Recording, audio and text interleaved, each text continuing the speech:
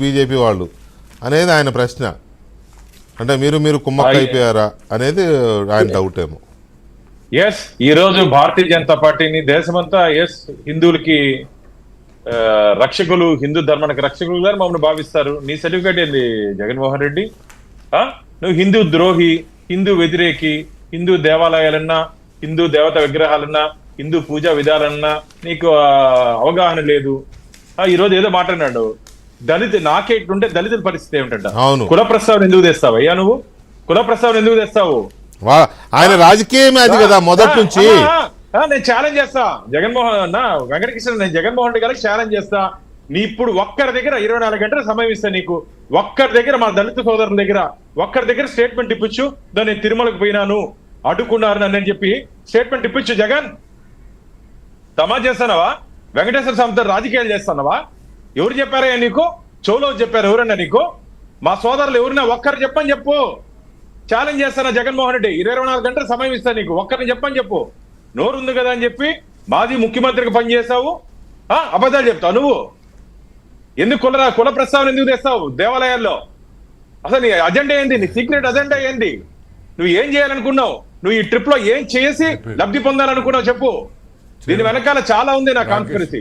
ఇది మంచిది కాదు, ఇది మంచిది కాదు. జగన్మోహన్ రెడ్డి గారు నువ్వు మాట్లాడిన మాటలు వెనక్కి తీసుకో అని చెప్తున్నా. లేకపోతే 24 గంటల లోపల ఒక్కరి దగ్గర, మా దళిత సోదరుల దగ్గర ఈ రోజు ఈ టైంలో ఇక్కడ జరిగిందని చెప్పని చెప్పు.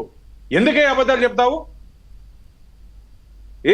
మంచిది కాదు. ఇప్పుడే నువ్వు 5 సంవత్సరాల కాలంలో అనేక హిందూ దేవాలయాలపై దాడులు జరిగాయి. దేవతా విగ్రహాలు చెవు, చెయ్యి, ముక్కు నరికివేయబడ్డాయి. పవిత్ర రథాలు దగ్నమైనాయి. నీకు ఏమి తెలియదు? నువ్వు ఇక్కడ రాజకీయం చేయదలుచుకున్నావా? రాజకీయం నువ్వు చేస్తూ మా మీద గూండాలు తీసుకొని వచ్చారు అని చెప్పి మీ నాయకుల దగ్గర మాట్లాడిస్తావా? కరుణాకర్ రెడ్డి దగ్గర ఎక్కడి నుంచి గూండాలు తీసుకొని వచ్చారయ్యా? సమాజ్ చేస్తారు ఏమి? అబద్ధాలు చెప్తారేం మీరు?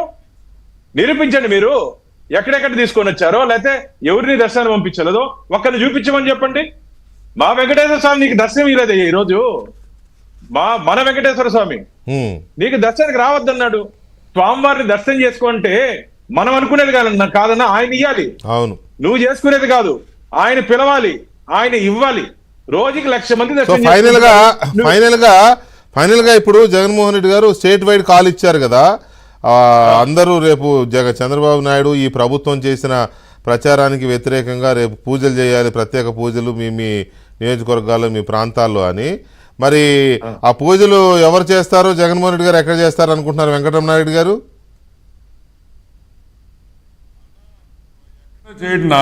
అసలు బయటకే రాడు చూడండి. ఐ థింక్ బెంగళూరు వెళ్ళిపోతున్నాడు అన్నారే ఈరోజు, రేపు పొద్దున్నే చెప్పలేదని మేము భావిస్తున్నాం. ఆయనే